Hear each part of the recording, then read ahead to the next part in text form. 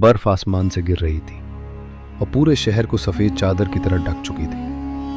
लेकिन 10 साल का कासिम ठंड से बचने के लिए बस एक फटी पुरानी चादर में सिमटा हुआ था। कासिम का इस दुनिया में कोई अपना नहीं था। वो शहर के सबसे अमीर लेकिन सख्त दिल व्यापारी सेठ हाशिम के अस्तबल में घोड़ों की सफाई करता था। रहने के लिए उसे वही अस्तबल का एक कोना मिला हुआ था। बदले में कभी कभी उसे 2 सूखी रोटियां मिल जाती, वो भी तब जब सेठ का मूड अच्छा होता। उस रात भूख बहुत तेज थी। ठंड से कांपते हुए कासिम उठकर कूड़े के ढेर के पास कुछ ढूंढने लगा, शायद किसी अमीर का बचा हुआ खाना मिल जाए। तभी उसकी नजर एक चमकती चीज पर पड़ी। वो एक चांदी का सिक्का था जो शायद किसी मुसाफिर की जेब से गिर गया था। कासिम का दिल तेजी से धड़कने लगा। उस एक सिक्के से वो पूरे हफ्ते भर पेट खाना खा सकता था। उसने सिक्का उठाने के लिए हाथ बढ़ाया, लेकिन जैसे ही उसकी उंगलियां ठंडी चांदी को छूने लगी, उसे अपने मरते हुए पिता की आखिरी बात याद आ गई। बेटा कासिम, भूख सह लेना, लेकिन सब्र मत छोड़ना। अल्लाह सब्र करने वालों को ऐसी नेमत देता है जिसका इंसान सोच भी नहीं सकता। कासिम ने गहरी सांस ली। उसने आंखें बंद की और सिक्का वहीं छोड़ दिया। फिर अपनी पुरानी चादर में सिमट कर वापस ले गया। ये उसके सब्र की पहली परीक्षा थी। अगले दिन सेठ हाशिम के घर एक अजीब दरवेश आया। उसकी आंखों में ऐसी चमक थी कि कोई ज्यादा देर तक उन्हें देख नहीं पाता था। वो हर किसी से एक ही सवाल पूछ रहा था, क्या कोई है जो मुझे अपनी सबसे कीमती चीज दे सके? सेठ हाशिम हंस पड़ा। उसने कहा, फकीर, तुम्हें सोना चाहिए या चांदी? मेरे पास बहुत दौलत है, लेकिन मैं किसी को मुफ्त में कुछ नहीं देता। दरवेश हल्की मुस्कान के साथ वहां से आगे बढ़ गया। चलते चलते वो अस्तबल के पास पहुंचा, जहां कासिम एक घायल घोड़े के पैर पर पट्टी बांध रहा था। दरवेश ने उससे भी वही सवाल पूछा, बेटे, क्या तुम्हारे पास कुछ है जो तुम मुझे दे सकते हो? कासिम ने झिझकते हुए सिर झुका लिया। उसने धीरे से कहा, बाबा, मेरे पास देने के लिए कुछ भी नहीं है, बस आज की एक रोटी है। अगर आपको भूख लगी है तो आप ये खा लें। कासिम ने अपनी पूरी कमाई, वो आधी सूखी रोटी, दरवेश की तरफ बढ़ा दी। दरवेश ने रोटी ली, उसे प्यार से देखा और फिर कासिम के सिर पर हाथ रखा। इसके बाद उसने अपनी झोली से एक पुरानी जंग लगी चाबी निकाली और कासिम को दे दी। कासिम हैरान होकर बोला, बाबा, ये क्या है? दरवेश की आवाज गहरी और शांत थी। ये तुम्हारे सब्र की निशानी है, इसे संभाल कर रखना। जब तुम्हारी परीक्षा अपने सबसे मुश्किल मोड़ पर पहुंचेगी, ये चाबी तुम्हें उस दरवाजे तक ले जाएगी जहां तुम्हारी किस्मत लिखी है। लेकिन एक बात याद रखना, इसे कभी बेचना मत, चाहे हालात कितने भी कठिन क्यों ना हो। इतना कहकर दरवेश चला गया। कासिम देर तक उस चाबी को देखता रहा। उसे यह बिल्कुल अंदाजा नहीं था कि यह चाबी उसके लिए खुशियां नहीं, बल्कि मुश्किलों का एक नया सिलसिला लेकर आया। उसी रात सेठ हाशिम के घर चोरी हो गई। सेठ का कीमती हीरा गायब हो गया, जिसे वो बादशाह को तोहफे में देने वाला था। पूरा घर छान मारा गया। जब सिपाही अस्तबल में पहुंचे तो उन्हें कासिम की जेब से वही जंग लगी चाबी मिली। सेठ हाशिम गुस्से से चिल्लाए, ये क्या है? हीरा कहाँ छुपाया है तुमने? ये चाबी कहाँ से चुराई? कासिम घबरा गया। वो रोते हुए बोला, मालिक, मैंने कुछ नहीं चुराया। ये चाबी मुझे एक दरवेश ने दी है। लेकिन किसी ने उसकी बात नहीं सुनी। सिपाहियों ने उसे पकड़ लिया और उसे शहर की जेल में डाल दिया। जेल की कोठरी बहुत अंधेरी थी। वहां सूरज की रोशनी भी मुश्किल से पहुंचती थी। उसी कोठरी में एक बूढ़ा कैदी भी था।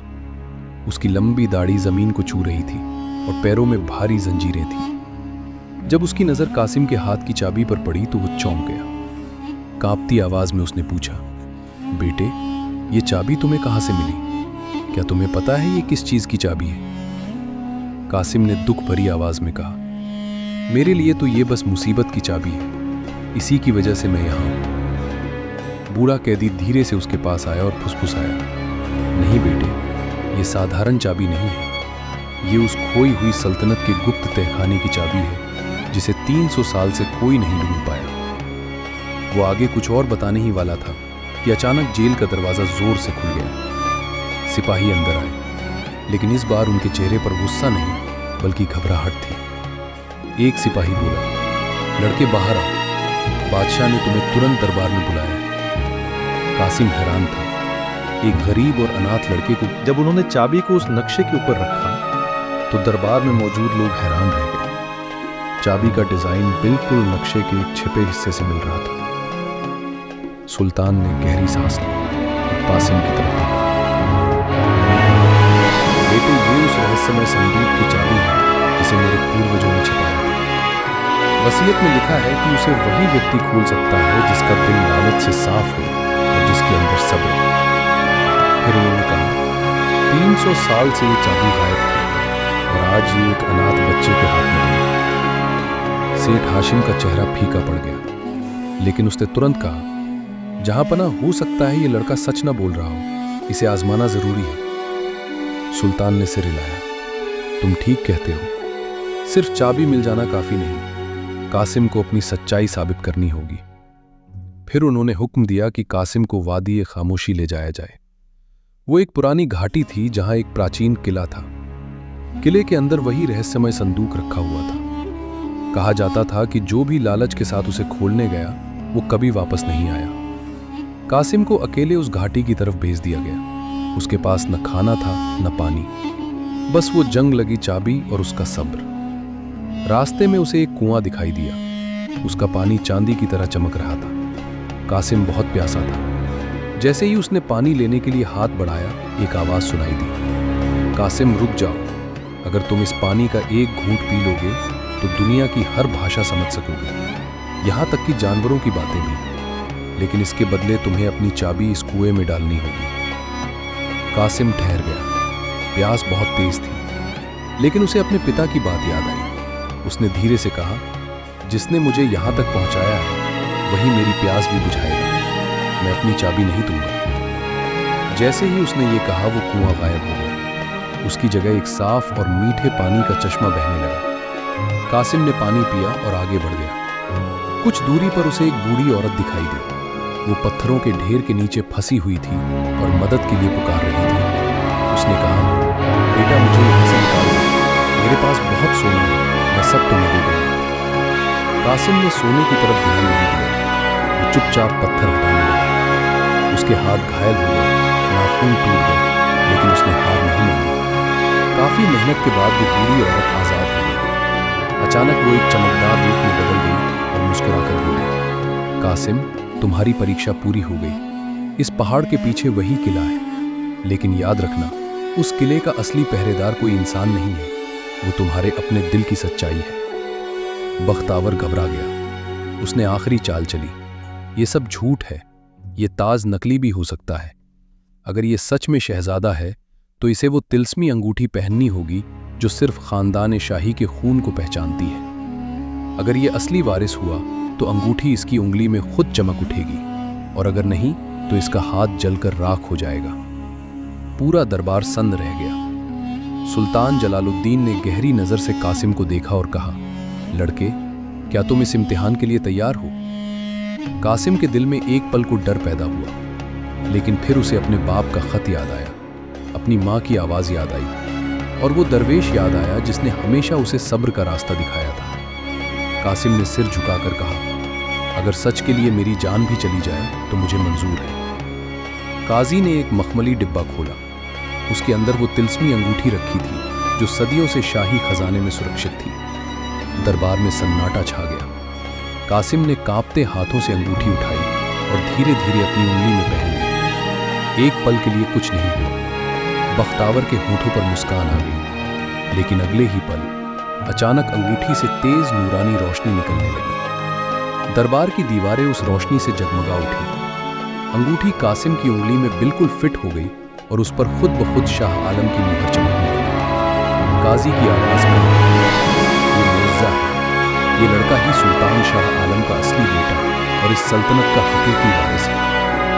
पूरा दरबार एक साथ खड़ा हो गया। शहजादा कासिम जिंदाबाद। बख्तावर के चेहरे से खून उतर गया। वो पीछे हटने लगा, लेकिन सिपाहियों ने उसकी तलवार छीन ली। सुल्तान जलालुद्दीन ने गरजती आवाज में कहा, बख्तावर, तुमने अपने ही बादशाह से गद्दारी की, सल्तनत को धोखे से हड़प लिया और एक मासूम बच्चे को मारने की कोशिश की। ऐसी गद्दारी की सजा सिर्फ मौत है। सिपाहियों ने बख्तावर को गिरफ्तार कर लिया। कुछ ही दिनों बाद पूरे शहर में ऐलान हुआ। जैसे ही अंगूठी ने कासिम की उंगली को छुआ, वो मोम की तरह नरम हो गई और बिल्कुल उसकी उंगली में फिट हो गई। उसी लम्हे दरबार की दीवार पर लगी सुल्तान शाह आलम की तस्वीर से एक नूर निकला, जो सीधे कासिम के चेहरे पर आकर ठहर गया। पूरा दरबार सन्न रह गया। सुल्तान जलालुद्दीन तख्त से उतर आए और कासिम के सामने सिर झुका दिया। शहजादे कासिम, हमसे बहुत बड़ी भूल हो गई। हमने बख्त आवर जैसे सांप को अपना दोस्त समझ लिया, जिसने आपके खानदान को तबाह कर दिया। बख्त आवर ने भागने की कोशिश की, लेकिन सिपाहियों ने उसे जकड़ लिया। उसे उसी काली कोठड़ी में डाल दिया गया जहां कभी कासिम तहत था। सेठ हाशिम, जो कासिम पर जुल्म करता था, खौफ से कांपने लगा, लेकिन कासिम ने उसे माफ कर दिया और कहा, तुम्हारे जुल्म ने ही मुझे सब्र सिखाया और आज उसी सब्र का फल मुझे मिला है। कासिम को शाही लिबास पहनाया गया और पूरे शहर के सामने उसकी ताजपोशी हुई। वो लड़का जो कल तक जंगल में लकड़ियां काटता था, आज एक अजीम सल्तनत का बादशाह बन चुका था। सबसे पहले उसने उस दरवेश को ढूंढने का हुक्म दिया जिसने उसे वो रहस्यमयी चाबी दी थी, लेकिन वो दरवेश कहीं नहीं मिला।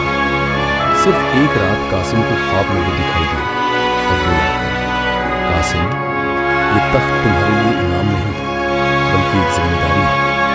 याद रखना, जिस सब्र ने तुम्हें यहाँ तक पहुँचाया है, वही इंसाफ तुम्हें लोगों के दिलों में जिंदा रखेगा। कासिम ने अपनी पूरी जिंदगी इंसाफ करने और गरीबों की मदद में गुजार दी।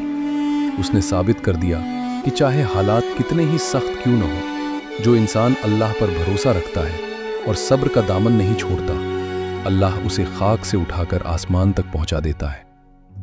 ये कहानी हमें यही सबक देती है, सब्र का फल हमेशा मीठा होता है।